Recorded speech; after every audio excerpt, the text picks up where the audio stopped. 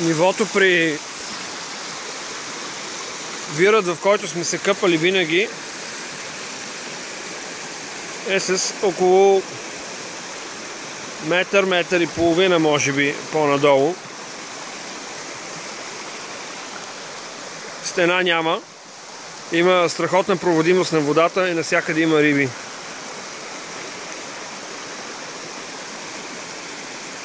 Ето вижте. От тук до долу, където е водата, има може би метър и половина. Ясно се вижда камъка как е бял. Там в тъмното кюше се вижда докъде е била водата.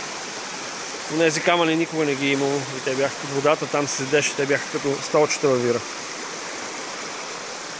И белия бял ръб, разбира се, говори много добре. Но пък хубавата страна е, че рибата може да се движи нагоре-надолу. И има риба, има живот, реката е жива, има много отпадъци, но голяма част от тях скоро ще изчезнат.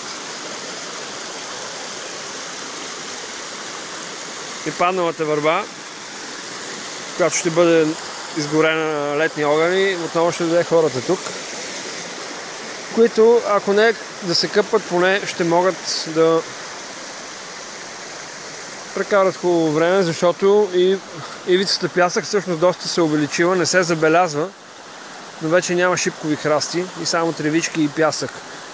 Меко засядане, удобно за чадърчета. Дали искаме това? Веднага с чадърчетата идват и рибарите. А и аз като такъв преди малко се замислих. Но не е редно. Сега се размножават рибките и може да се опитаме да им помогнем.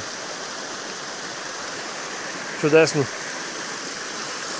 Толкова отиваме на събор, или както казваме ние, сбор.